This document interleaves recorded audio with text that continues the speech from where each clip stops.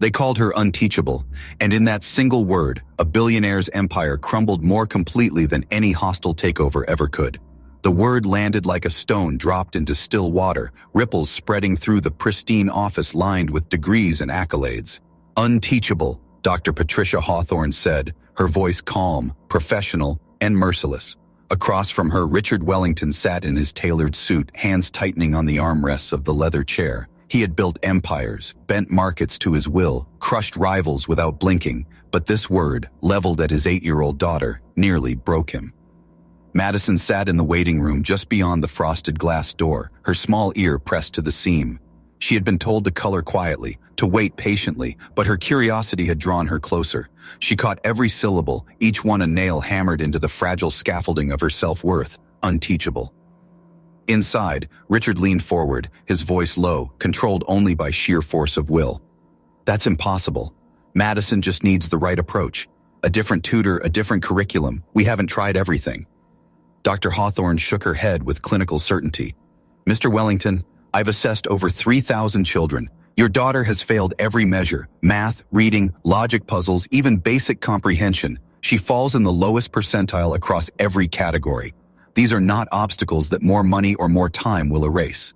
Richard's jaw worked soundlessly for a moment, rage and despair battling inside him. He could buy buildings, buy politicians, even buy silence when necessary. But he could not buy a mind that worked like other children's.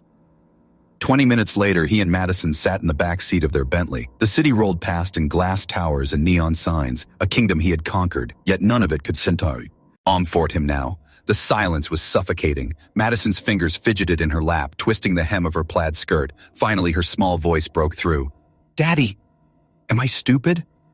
Richard's knuckles went white around the steering wheel. He turned his head slightly, catching her wide, uncertain eyes. No, sweetheart, never. You're not stupid. We just haven't found the right teacher yet. His voice carried conviction, but his chest felt hollow. Madison turned back to the window, her reflection faint against the dark glass. She wondered why God had made her different, why letters blurred and numbers slipped away like minnows in a stream. Teachers sighed at her, tutors tapped their watches, even the nanny whispered when she thought Madison couldn't hear. The word from behind the frosted glass echoed inside her. Unteachable. The Bentley slowed at a red light near Riverside Elementary, a modest public school ringed by chain-link fencing. On the cracked asphalt playground, children in scuffed sneakers and faded uniforms chased laughter in the afternoon air. Madison's gaze fixed on a small boy crouched beside a puddle. He held a flat stone, demonstrating how to skip it across the water to a cluster of younger children. He wasn't much older than she was, 7, maybe 8. His dark hair fell into his eyes and his clothes bore the quiet wear of hand-me-downs, but his face glowed with patience. Again and again, he showed the smaller children how to flick their wrists, how to angle the stone. Each time one failed, he laughed with them, never at them, encouraging them to try again. When at last the tiniest girl managed 3 skips, the boy threw up his arms in celebration, as though she had won a championship. Madison leaned forward, her breath fogging the glass. Look, Daddy, she whispered, her voice tinged with wonder. He's teaching them. Richard followed her gaze absently. To him, it was just a boy playing in the dirt, a moment of childhood easily dismissed. But Madison's eyes stayed fixed, drinking in the boy's warmth, his patience, his joy at someone else's success. In her world, lessons ended in frustration and tears. Here, they ended in laughter. The light turned green, and the Bentley rolled forward, pulling Madison's view away. Yet something lingered inside her, a faint spark in the ashes of defeat. For the first time in months, the thought crossed her mind like a fragile promise. Maybe she wasn't hopeless. Maybe she just hadn't found the right kind of teacher. That single glimpse, through a fence and across a playground, planted the seed of a revolution none of them could yet imagine. The next morning dawned heavy and restless, the sky painted with a pale wash of gold that never seemed to reach Madison Wellington's heart. She sat in the back seat of the Bentley as James, the family's loyal driver, steered through the immaculate avenues of Beverly Hills. Every house seemed to mock her. Perfect lawns, perfect fountains, perfect children who probably knew how to read bedtime stories without stumbling. Prestige Academy's towering marble gates waited ahead, as relentless as the tests that had already branded her a failure. But fate intervened in the form of orange cones and jackhammers. "Construction, Miss Madison," James muttered, turning the wheel sharply to take a detour. The car slid from pristine boulevards into streets where the sidewalks cracked and weeds pushed through. It was another world, one Madison had only glimpsed from tinted windows. She leaned closer to the glass, curious, her heart strangely alive. The Bentley rolled to a slow stop at a traffic light. Ahead, Riverside Elementary loomed, its paint peeling, its gates dented, but its playground filled with a kind of raw energy Madison had never seen at Prestige. Children poured through the gates, their laughter rising above the rattle of traffic, and there, beneath the shade of an old oak, was the boy, the same one from yesterday. Her pulse quickened. He wasn't skipping rocks this time. He sat cross-legged on the ground with another child, his head bent over a math worksheet worn thin from eraser marks. His pencil moved quickly, sketching little stick figure stories in the margins. Madison strained her eyes. The smaller child's face lit up with understanding, and Madison caught herself whispering, "He's teaching again." James glanced at her in the mirror. "We should keep moving, miss. You'll be late." But Madison felt something inside her shift, a tug stronger than rules or timetables. "Wait here," she said, her voice trembling but firm. Before James could protest, she pushed open the heavy door and stepped out. The breeze caught her designer uniform skirt as she walked toward the playground, an outsider crossing into foreign territory. The boy looked up as she approached. Warm brown eyes studied her, not with scorn or amusement, but curiosity. His smile was unguarded, the kind of smile that made her feel, for the first time, not broken. "You're teaching him wrong," Madison blurted, breathless. The words fell out clumsy, but they carried the weight of all her bottled frustration. The boy tilted his head, surprised but not offended. "Maybe I am. I'm just 7. What would you do different?" Her mouth opened, and nothing came. At Prestige, she had learned that admitting ignorance was social death, but this boy spoke with such ease about not knowing, as if it was no shame at all. Finally, she whispered, "I don't know. Everyone says I'm terrible at math." "Then they're wrong," he said, simply patting the grass beside him. "Nobody's terrible at math. They just haven't found their way in yet. Sit." For a moment, she hesitated. The Bentley gleamed behind her, her driver staring in disbelief. But the pull was too strong. Madison sank to the grass, ignoring the stain spreading across her pleated skirt. The boy pointed to the problem on the page, 7 plus 5. "Okay, forget numbers for a second.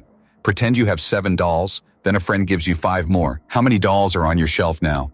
Madison's eyes widened. In an instant, she pictured her collection, porcelain faces, silk dresses, lined neatly in her bedroom. She counted them with her heart instead of her head. 12, she said softly. "I'd have 12. The boy's grin stretched wide, lighting his entire face. "Exactly. Math isn't rules. It's pictures. It's stories.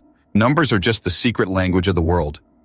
Something clicked inside Madison like the lock on a long-sealed door. She could see it. She could feel it. For the first time in forever, she wasn't stupid. She was learning. The bell rang, shrill and jarring. Children scattered toward the building, leaving the playground emptying like sand through fingers. Madison's chest tightened with panic. "Will you be here tomorrow?" she asked quickly. "Every day," he promised, gathering his worn papers and stubby pencil. "Same spot, same time." James called her name from the curb, his voice sharp with urgency. Madison rose reluctantly, brushing dirt from her skirt.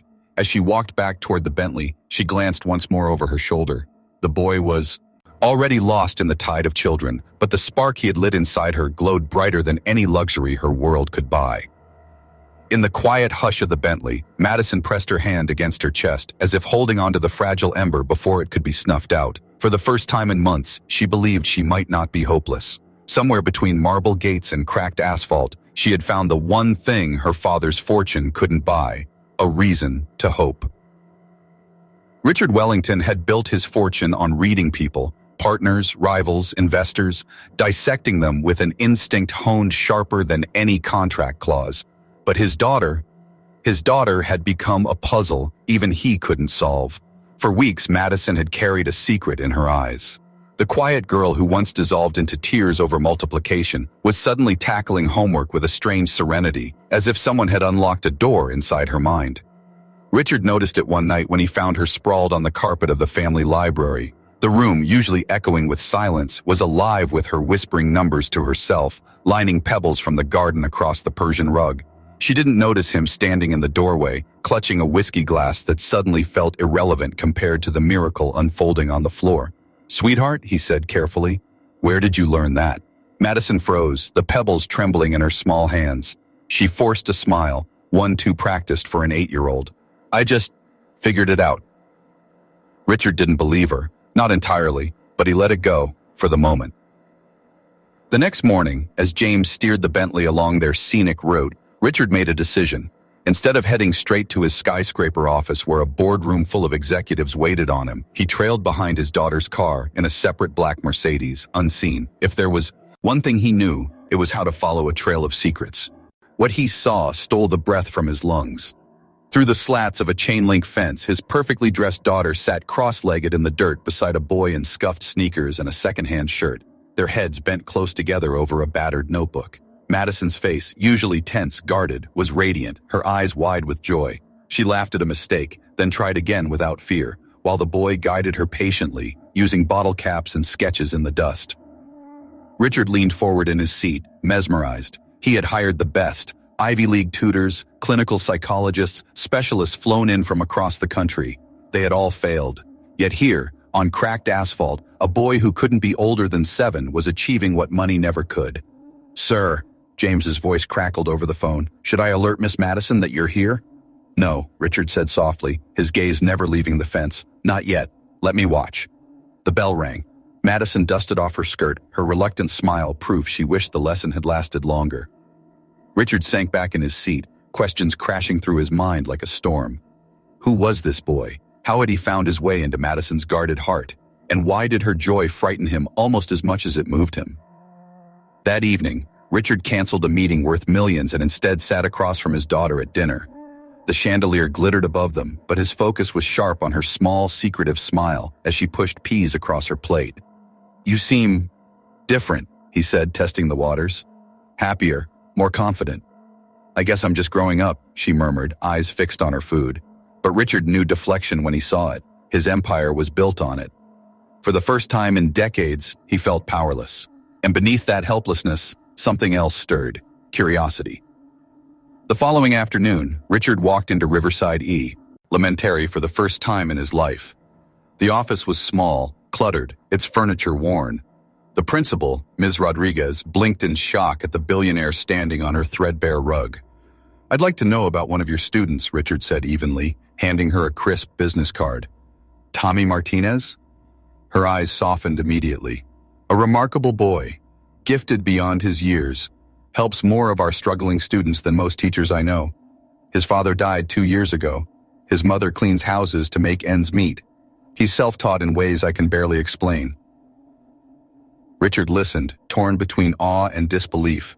Madison's transformation suddenly made sense, but so did the stakes. This was no accident. This was a miracle in the shape of a little boy. That night, Madison bounded into his study, waving a math quiz marked with a bright red A. "Daddy, look, Mrs. Patterson said it's my best work ever." Richard rose slowly from behind his oak desk, the weight of knowledge pressing on him. He crouched down to meet her eyes. "Sweetheart," he said gently, "I saw you today, with the boy." Her smile faltered. For a heartbeat, the light in her eyes dimmed, as if she feared he would rip her fragile hope away. Richard took her hands in his. "I don't want you to hide it anymore. I want to meet him properly." Madison's breath caught. For weeks, she had lived with the terror that discovery meant the end. Now, for the first time, her father's words carried not anger, but something closer to awe. "His name is Tommy," she whispered, hope blooming again. And with that, Richard Wellington, billionaire, titan, conqueror, knew his daughter's life, and perhaps the lives of countless children, would never be the same. But he also sensed something darker. In business, every miracle had a price, and if Tommy Martinez could do what no institution had done, then powerful enemies would not sit quietly for long. Richard Wellington was not a man who hesitated once he saw a path. Deals worth billions had been struck in the hours between his decision and dawn. But this time, it wasn't a skyscraper or a merger on the line. It was his daughter's future, and perhaps something even larger. 3 weeks after meeting Tommy Martinez, a warehouse on the edge of downtown Los Angeles bore no resemblance to its former life. Gone were the crates and forklifts. In their place, sunlight streamed through high windows onto walls painted with bright murals of numbers, stories, and worlds.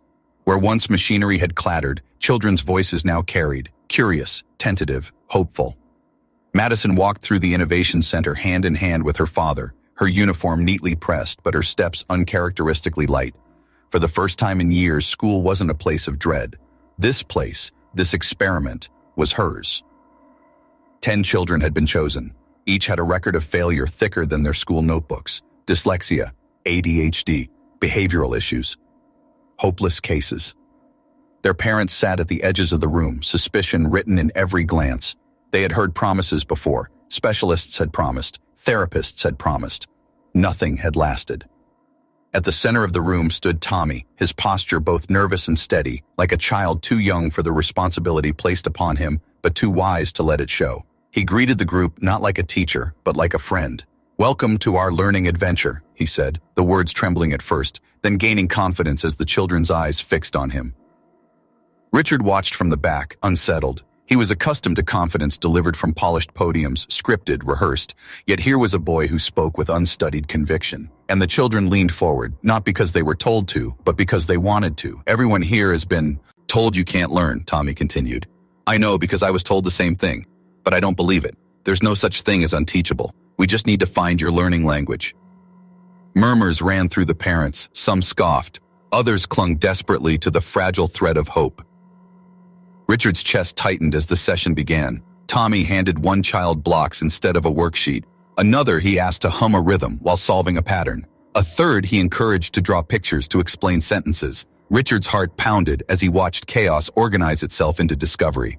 One by one, the children who had been silent, restless, angry, began to focus, to laugh, to grasp ideas no test had ever measured.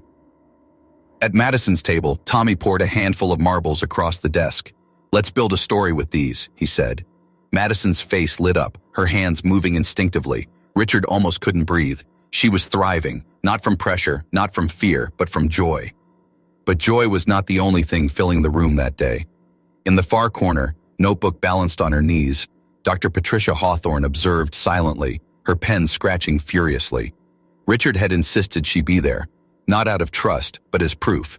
If she was wrong about Madison, wrong about Tommy, then she needed to see it with her own eyes. And she did, her jaw clenched tighter with every breakthrough. When Marcus, the boy expelled for violence, calmly stacked blocks into a tower while explaining addition with a grin, Hawthorne's fingers froze mid-note. When Sarah, labeled severely dyslexic, began reading aloud after Tommy reframed letters as characters in a story, the psychologist's lips parted in disbelief. Richard's instincts flared. Something dangerous was happening here, not because the children were at risk, but because the truth was spreading in a room full of witnesses. That evening, as Richard locked his study door and pored over the first progress reports, his phone rang. An unfamiliar number. He hesitated, then answered. "Mr. Wellington," a clipped voice said, "this is Dr. Frederick Morrison from the National Education Standards Board. We need to discuss your program." Richard straightened, the familiar chill of corporate warfare sliding into place. "And what exactly troubles you about children learning, doctor?" "What troubles me," Morrison replied coldly, "is that your so-called innovation is unauthorized, unregulated, and dangerous. You're giving false hope to desperate families. Shut it down now, or the state will intervene." The line went dead. Richard stared at the phone, pulse hammering. He had expected resistance. But the venom in that voice was more than professional skepticism. It was fear. Fear of what this center represented. Fear of what Tommy Martinez could prove. He looked toward the hallway, where Madison's laughter echoed faintly as she recounted her day to her nanny. For the first time in years, she laughed without a shadow behind it. Richard clenched his jaw. He had fought billion-dollar corporations. He had survived smear campaigns and hostile takeovers. If they wanted war, they would have it. But in his gut, he knew this battle would be unlike any he'd ever fought, because it wasn't about money this time. It was about truth, and truth could topple empires. The first cracks appeared on a Monday morning. The Innovation Center was buzzing with the sound of pencils scratching, laughter spilling from a group working on rhythm math games, and the faint hum of a projector displaying colorful diagrams on the wall. Madison sat in the middle of it all, her once timid hand raised high to help another child solve a fraction problem. But the doors swung open with a bang, and the air shifted. A line of officials entered, flanked by 2 state inspectors in dark suits. At the front stood Dr. Frederick Morrison, his expression carved in ice. Behind him, 2 psychologists clutched clipboards like weapons. "We are here," Morrison announced, his voice cutting through the room, "to conduct mandatory evaluations of every child enrolled in this experiment." Parents stiffened, children froze. Even Richard Wellington, standing near the back, felt the familiar chill of battle. He had expected scrutiny, but not this, not so soon. "On what grounds?" he asked evenly, though his fists tightened at his sides. "On the grounds," Morrison replied, "that anonymous reports allege psychological harm, exploitation, and inappropriate teaching practices." His gaze flicked toward Tommy, who stood small but unflinching near the front. "Particularly involving this boy." Gasps rippled through the parents. Madison's hand shot up instinctively to protect her friend. "That's not true. He's helping us." "Quiet," one of the inspectors snapped, but Tommy raised a hand gently, calming Madison with a look. Then, with a bravery that belonged more to a soldier than a 7-year-old, he stepped forward. "Before you test them," he said, his voice clear, "test me." The room went silent. Even Morrison faltered. "I was one of those kids you said was broken," Tommy continued, standing straighter. 2 years ago, tests like yours said I was delayed, disabled, hopeless. But I'm not. I'm here teaching other kids who were told the same lies. If you want to prove I'm wrong, then give me the same tests. Right here, right now." Morrison's jaw clenched. "That's highly irregular." But Dr. Patricia Hawthorne, seated in the corner with her notebook, rose to her feet. Her voice carried an edge of reluctant respect. "Actually, it could provide valuable comparative data. If this boy once tested as disabled and now does not, we need to understand why." Morrison shot her a venomous glance, but Richard saw it. The shift. The truth was already prying its way in. The next 3 hours unfolded like a courtroom drama. Tommy was ushered into a conference room with standardized tests stacked high, IQ puzzles, reading passages, abstract math drills. On the other side of the glass, parents, teachers, and Richard watched with taut nerves. At first, Tommy's pencil scratched hesitantly, but then his eyes lit up with recognition, and he began to solve with methodical grace. Where a passage once confused him, he now translated it into a story, annotating it in the margins. Where abstract numbers once seemed alien, he drew pictures, turning equations into living problems he could manipulate. By the time he set his pencil down, the officials looked pale. Dr. Hawthorne flipped through the results, her hand trembling. 99th percentile in problem solving, advanced comprehension, no markers of disability whatsoever. This is impossible. "No," Tommy said quietly from his seat. "It just proves your tests don't measure intelligence. They only measure if kids fit your way of teaching." The room erupted in murmurs. Parents clutched their children tighter, some sobbing openly. Madison's eyes shone with fierce pride, her small hands pressed against the glass as if willing strength into her friend. Morrison slammed his folder shut. "These results are inconclusive. More testing will be required." His voice wavered, though, and Richard recognized the tone, cornered, desperate. But Tommy wasn't finished. He stood, his voice steady, carrying through the silence. "You weren't testing my brain. You were testing my neighborhood, my family. The words you used weren't mine. The numbers didn't mean anything to me then. But when someone showed me another way, I learned. And so can every child you've thrown away." Dr. Hawthorne's composure broke. Ours welled in her eyes as she turned to Richard. "He's right. God help me, he's right. We've been diagnosing children as broken when it was the system that was broken all along." The parents erupted, some cheering, some weeping, some demanding answers. Morrison barked orders to his staff, retreating under the weight of fury and truth. The inspectors gathered their papers in silence, avoiding everyone's eyes. Richard stepped forward, pride swelling in his chest like fire. He knelt by Tommy, placing a hand on his small shoulder. "Son, you just shook the ground beneath their feet." But Tommy looked up at him, eyes dark and steady. "Then they'll come back harder, won't they?" Richard froze. The boy's words carried no fear, only certainty. And in that moment, Richard understood what his empire had taught him again and again. When you threaten power, it never retreats quietly.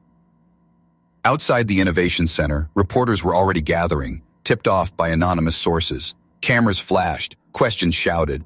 Madison grabbed Tommy's hand, her voice fierce for a child. "Whatever happens, we don't stop, right?" Tommy squeezed her hand back. "Right."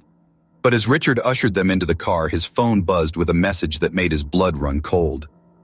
"You've crossed a line, Wellington. Back down, or you'll lose more than money." The courthouse buzzed like a hive on the morning of the hearing. News trucks lined the street, their satellite dishes aimed skyward. Reporters swarmed the steps, jostling for space, microphones thrust forward as parents carried their children through the crowd. Signs bobbed above the chaos. "Every child can learn, stop the lies, save our kids." On the other side, a smaller but fierce group chanted back, "Protect the system, standards keep us safe." In the middle of it all walked Richard Wellington, his hand steady on Madison's shoulder, his other guiding Maria Martinez and Tommy through the crowd. Flashbulbs exploded in their faces, questions ricocheted like bullets. "Mr. Wellington, are you undermining the education system? Mrs. Martinez, is your son being exploited? Madison, do you really believe this boy taught you what experts could not?" But Tommy walked forward with quiet resolve, his small chin lifted, his eyes scanning the courthouse doors as if they were gates to a battlefield. Inside, the courtroom was packed beyond capacity. Parents who had once whispered shame about their unteachable children now filled the gallery, their eyes blazing with anticipation. Journalists elbowed each other for front-row seats, and presiding above them all sat Judge Margaret Chen, her expression unreadable, her gavel striking once to demand silence. The case was simple on paper but seismic in consequence. Was the Wellington Innovation Center guilty of psychological harm and false promises, or was it the beginning of a revolution in education? The prosecution called Dr. Morrison first. He painted a grim picture of manipulation. "This billionaire has funded a circus of false hope," he declared, his voice sharp as a scalpel, "and he's using a poor child as a prop. The so-called success stories are illusions. Standardized testing exists to protect children, not exploit them." Murmurs rippled through the gallery. Richard sat stiff, jaw set, but Madison fidgeted in her seat, anger simmering. Then came the defense. Richard's attorney rose, but before he could begin, Tommy stood, his voice cut through the room. "Your Honor, may I speak?" Gasps filled the courtroom. A child addressing the judge? Judge Chen studied him for a long, heavy moment. "Do you understand the seriousness of this, young man?" "Yes, ma'am," Tommy said, his small voice steady. "I'm here because people like Dr. Morrison think kids like me can't learn. But we can. I proved it." "Objection," Morrison snapped. "This is rehearsed." Tommy turned to him, eyes burning with clarity. "Nobody rehearsed me to feel stupid when your test told me I'd never succeed. Nobody rehearsed Madison to cry every night because she thought she was broken. We lived it, and we fought our way out of it." The room erupted, parents shouting agreement, reporters scribbling furiously. Judge Chen banged her gavel. "Order! Order!" Madison shot up from her seat, tears streaming but her voice fierce. "He's telling the truth. He saved me. He showed me I'm not dumb. I just learned differently." One by one, the other 9 children from the Innovation Center stood. Marcus, once branded violent, raised his hand. "I'm not a bad kid. I just needed to move while I learned." Sarah, once called dyslexic, held up a book and read a paragraph aloud, her voice trembling but proud. Each child became a living testimony, their very existence shredding the prosecution's case. And then the most shocking moment of all. Dr. Patricia Hawthorne rose from the witness stand. Her career, her reputation, balanced on the knife edge of the words she spoke. "Your Honor," she said, her voice breaking. 2 months ago, I called Madison Wellington unteachable. I was wrong, not just about her, about hundreds, maybe thousands of children. Our methods are flawed. Our tests are biased. And this boy," she turned toward Tommy, her eyes wet. "This boy forced me to see the truth. We haven't been diagnosing disabilities. We've been creating them." The courtroom erupted into chaos. Some wept, others shouted in disbelief. Morrison's face drained of color. He rose, desperate. "Patricia, think about what you're saying. You'll destroy us all." "That's exactly the point." She cut him off. Judge Chen leaned forward, her voice stern but tinged with something softer. "This court finds that the Wellington Innovation Center is not guilty of harm. On the contrary, it demonstrates profound potential. Furthermore, these proceedings have revealed serious concerns about the validity of current diagnostic practices. I hereby call for immediate federal review of standardized testing methods." The gavel struck. The gallery exploded. Cheers, sobs, reporters rushing for the exits to file stories that would ripple through every corner of the nation. Madison clung to Tommy, both laughing and crying. Maria Martinez wept openly, years of grief and struggle finally turning into pride. Richard stood motionless for a moment, the weight of it all settling on him. He had risked his empire, his reputation, his family's safety. And he had won, not for profit, but for truth. Yet in the pit of his stomach, he felt the cold certainty. This victory would only ignite fiercer battles ahead. Outside, the world was already changing. Headlines blazed across television screens. 7-year-old boy overturns education system. Billionaire funds learning revolution. Unteachable no more. But even as crowds cheered, a black car waited at the curb. Inside sat Charles Peaton, Richard's longtime friend and now his most dangerous enemy, the man whose testing empire was unraveling by the hour. He watched the courthouse doors with narrowed eyes, a phone pressed to his ear. Let them celebrate, he murmured. They won today, but this war has just begun. And as Tommy stepped into the sunlight hand in hand with Madison, neither child knew that their victory had set forces in motion that would stop at nothing to silence them.